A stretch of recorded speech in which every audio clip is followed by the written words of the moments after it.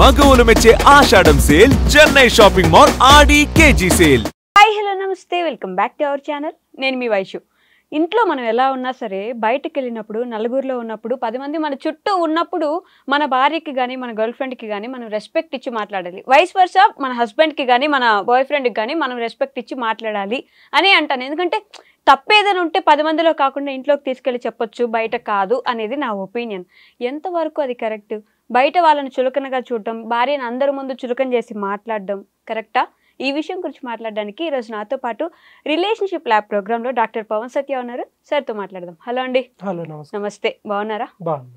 So 10 మందిలో ఉన్నప్పుడు, 10 మంది కాదు, ఇంకో ముగ్గురు ఉన్నా మనతో పాటు, మన వైఫ్నో హస్బెండ్నో ఏం లేదు తన ఊరికే అంటుంటుంది మీరు పట్టించుకోకండి అనేది తీసి పడేయడమో, చులకన చేసి మాట్లాడడమో కరెక్ట్ అంటారా? ఓకే, ఇది సెల్ఫ్ రెస్పెక్ట్ కింద వస్తుంది అనమాట. అంటే ఒక మనిషికి సెల్ఫ్ రెస్పెక్ట్ ఇవ్వకపోవడం అనేది అసలు అంటే అన్ని దాంట్లోకి దాని దరిద్రమైనది ఏది లేదనమాట. ఆటోమేటిక్గా ఒక్కసారి ఒక లైఫ్ స్టైల్లో రిలేషన్షిప్లో ఎప్పుడైతే ఆ సెల్ఫ్ రెస్పెక్ట్ లేని చోట ఆటోమేటిక్గా గౌరవం ఉండదు, నిన్ను తీసి పాడేయడం ఉంటుంది, అన్నీ ఉంటాయి.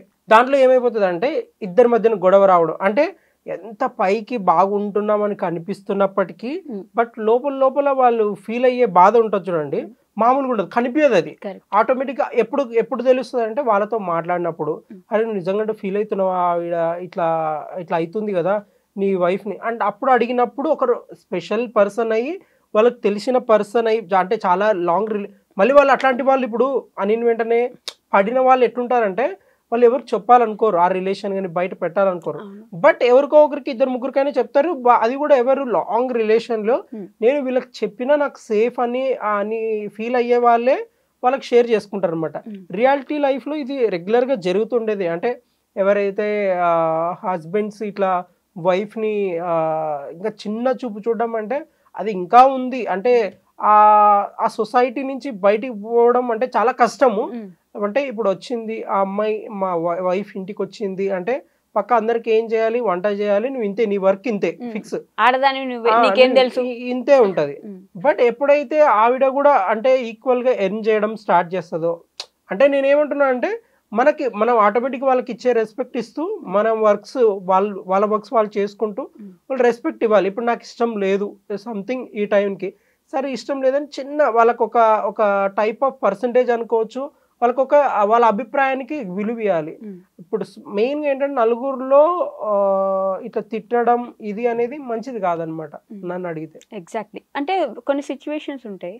ఫర్ ఎగ్జాంపుల్ మనం మంచి లవ్ రిలేషన్షిప్ లో ఉన్నారు, 10 సంవత్సరాలు తర్వాత పెళ్లి చేసుకున్నారు. వాళ్ళకి ఏంటంటే అది క్యాజువల్, పక్కన ముందు కామెడీ చేసుకోవడం, టామ్ అండ్ జెర్రీలా కొట్టుకోవడం, మాకు క్యాజువల్ ఏమేమి పట్టించుకోమంటారు. బట్ ఆ పర్సన్ ఎవరైతే అమ్మాయి ఉందో లోపల హర్ట్ అవుతుంటది. నేను చాలా సార్లు అన్నాను బయట అందరి ముందు అనొద్దు, నన్ను బయట అందరి ముందు అనొద్దు అని చెప్పేసి, అయినా కూడా కామెడీగా అట్లా ఫన్నీ వేలో వెళ్ళిపోతూ ఉంటారు. వాళ్ళకి ఎలా చెప్పగలం హర్ట్ చేయకుండా చెప్పగలం? ఇది మ్యూచువల్ అండర్స్టాండింగ్. లవ్ మ్యారేజ్ అన్నారంటే వాళ్ళకి మాట్లాడుకోవడం కానీ ఒరే తురే ఇవన్నీ కామన్.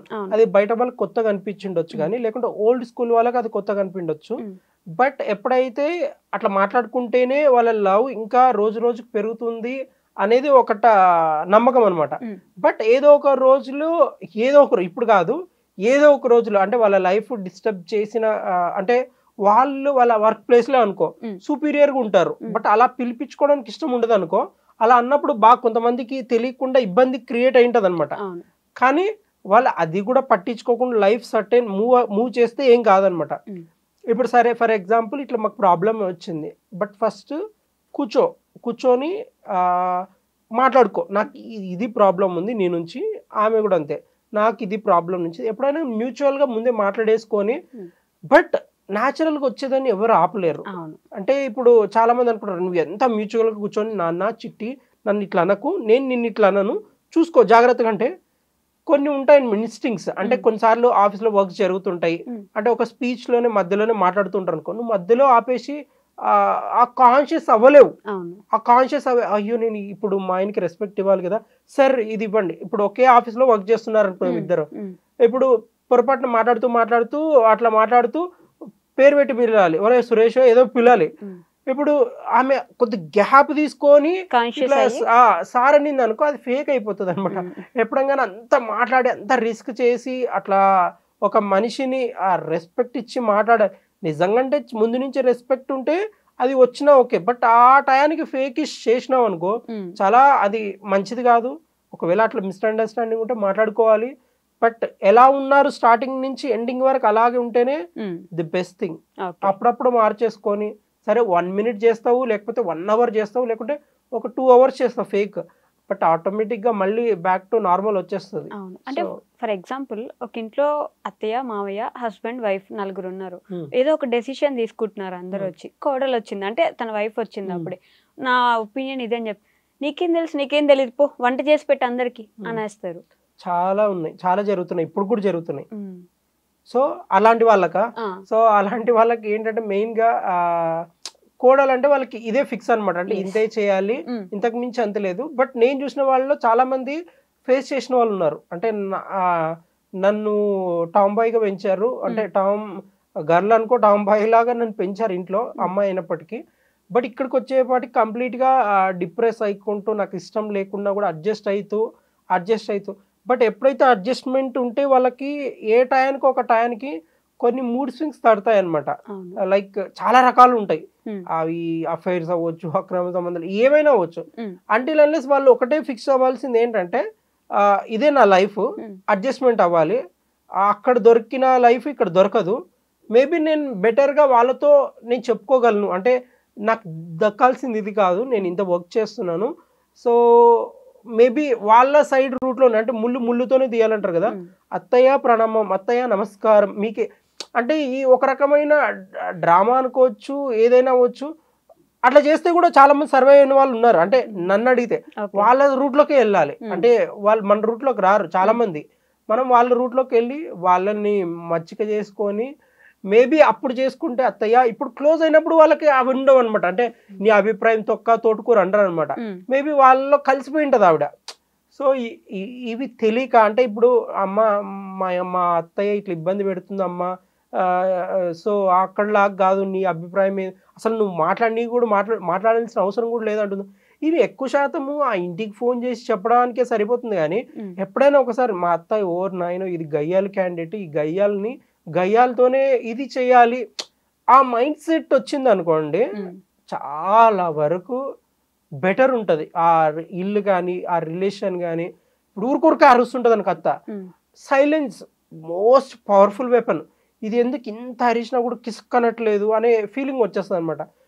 ఒక్కొక్కరికి ఒక్కో టైప్ ఆఫ్ ట్రీట్మెంట్, అంటే మాటలతో కొంతమందితో వాళ్ళతో కలిసి ఉండడము, చెయ్యాలనుకున్నది ఆమె పైన డిపెండెంట్. అది అందరికి కావాల్సింది కౌన్సిలింగ్.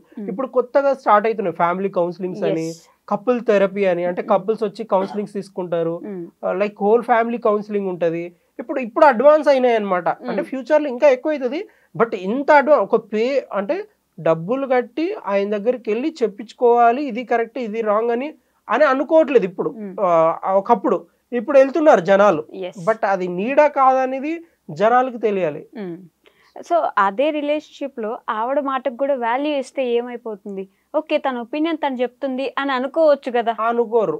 అంటే ఆ పక్కన ఆమె వచ్చి మొన్న వచ్చిన ఆమె అసలు ఎట్లా ఇస్తుంది ఒపీనియన్ అంటే కోడలంటే ఎట్లుండాలి, కోడలంటే